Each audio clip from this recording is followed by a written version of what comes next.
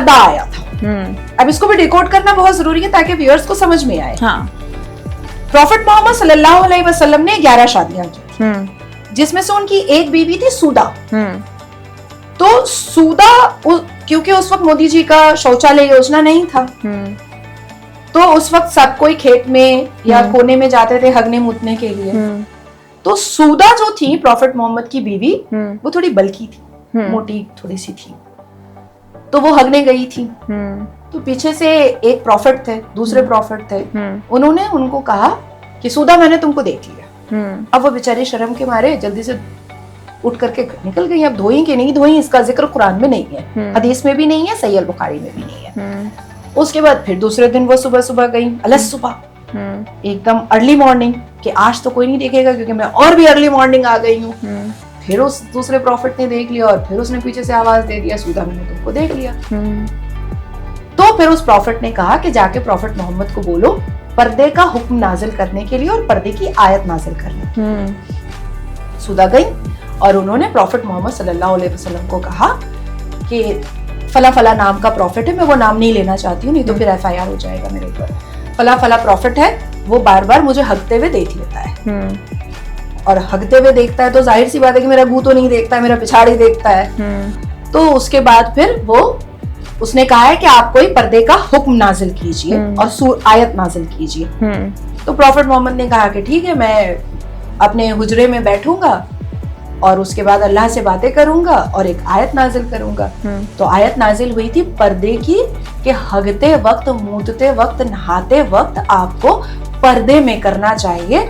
तो मुझे लगता है कि अगर मोदी जी की शौचालय योजना उस वक्त होती तो वो प्रॉफिट सूदा का पिछाड़ नहीं देखता और ऐसी कोई हुक्म भी नाजिल नहीं होती। तो ये एक्चुअल है ओनली पर्दा, लेकिन उसका पूरा डेफिनेशन है ये हगने वाला जो मैंने बताया आपको। अदरवाइज ये बुर्का, नकाब, हिजाब, अबाया, चद्दर, ये सारी चीजें कुरान के किसी भी जगह पर नहीं लिखी हुई हैं। लोग आपको मिस इंटरप्रेट करवाएंगे, मिसअंडरस्टूड करवाएंगे कि सूरह अल नूर में लिखा हुआ है, तो सूरह अल नूर में यही पर्दे का जिक्र है।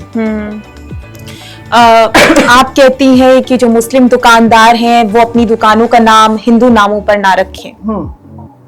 जाहिर सी बात है, जाहिर सी बात है ना। अब देखिए, एक मुस्लिम है और मुस्लिम अपने आप को गाय खा के ही मुसलमान मानता है, वो 5 वक्त नमाज नहीं पढ़ता है।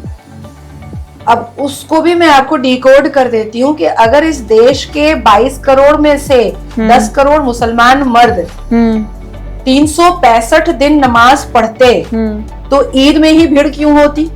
ईद की नमाज में ही क्यों ज्यादा भीड़ होती? बकरीद की नमाज में ही ज्यादा भीड़ क्यों होती? बाकी दिन खाली क्यों रहता?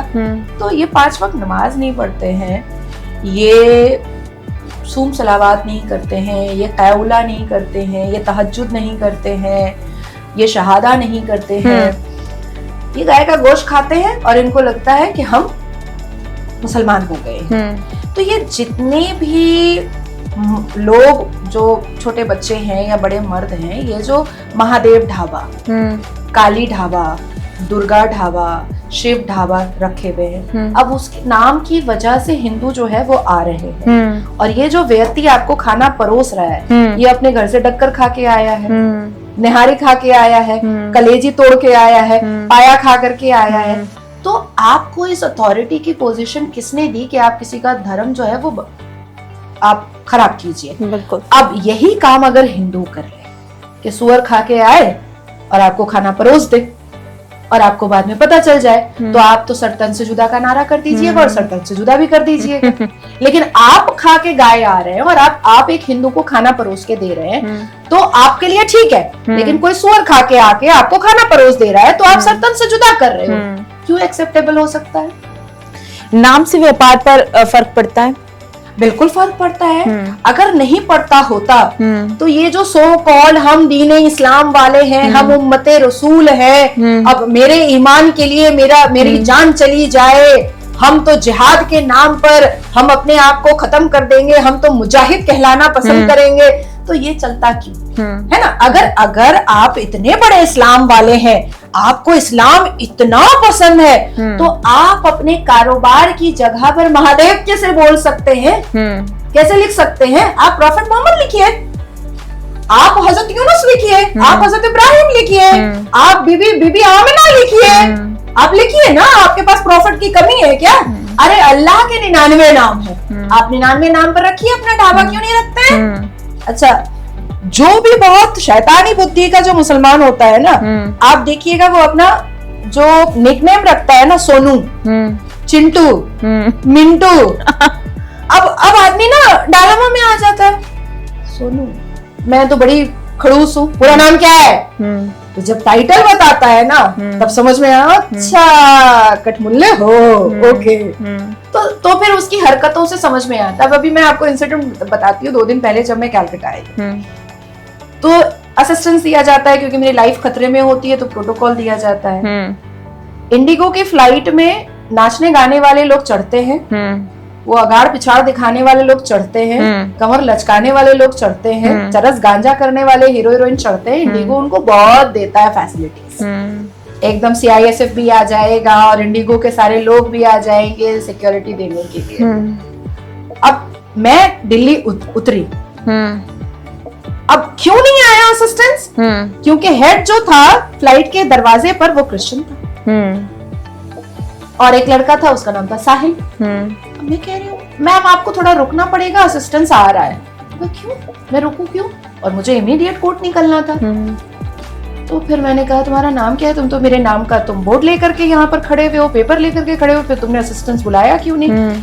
तो एक ने अपना नाम बताया, वो क्रिश्चियन था, एक तो अपना नाम साहिल बताया। मैंने कहा अच्छा, तो ये पर्सनल ग्रजेस निकल रहे हैं मेरे ऊपर। फिर मैंने डायरेक्ट फोन लगाया। तो ये उनकी हरकतों से पता चल जाता है कि जो कठमुल्ले होते हैं वो शक्ल से पहचानते हैं राष्ट्रवादों को, देशभक्तों को, वो शक्ल से पहचानते हैं जो मातृभूमि की पूजा करते हैं, वो शक्ल से पहचानते हैं जो संवैधानिक मुसलमान होता है, वो शक्ल से पहचानते हैं जो सनातनी मुसलमान होता है, वो शक्ल से पहचानते हैं जो सनातन धर्म पर चलने वाला मुसलमान होता है। और वो अपनी पूरी कोशिश करते हैं कि हम इसको किसी ना किसी तरीके से ह्यूमिलिएट जरूर करें। और आप देखिएगा कि इंडिगो एयरलाइंस में उम्मा बहुत ज्यादा है, एम्प्लॉइज, चाहे वो ग्राउंड में हो, चाहे वो फ्लाइट पे हो, चाहे वो डेस्क पर हो, उम्मा का भंडार बहुत ज्यादा है। अब आप बाहर निकल जाइए, अब मेरे पॉडकास्ट को या मेरे इंटरव्यू को हिंदू देखे ना देखे, मुसलमान खोज खोज के देखता है। ये कटवा जो होता है ना, वो खोज खोज के देखता है, अब क्या बोली है, अब ये हमारे बारे में क्या बोली है, अब देख मेरा क्या जाता है। अब ये मुझे रिकॉग्नाइज करते हैं बहुत अच्छे से। हो सकता है मेरे बगल में बैठा हुआ हिंदू मुझे ना रिकॉग्नाइज करे, लेकिन मेरे 10 सीट पीछे जो मुसलमान बैठा हुआ वो मुझे पहचान लेता है, तुरंत पहचान लेता है, क्योंकि वो मुझे खोज कर देखता है। तो ये जो नेचर है इनका, ये इनका नेचर कैरेक्टर बताता है कि ये भारत में रह करके, भारत का खा करके, भारत की भाजपा सरकार से योजनाएं ले करके दिन रात 120 करोड़ को कोसते रहते हैं। आप मुसलमान गलियों में जाइए और जाकर के सिर्फ इतना पूछिए कि अभी तो ऑपरेशन सिंदूर में नाम पूछ करके, कलमा पढ़वा करके, खतना देख करके, अजान पढ़वा करके मारा है हिंदुओं को पकड़ करके, क्या अब भी तुम बुरहान वानी को शहादत का दर्जा देते हो? बोलेगा हाँ देते हैं।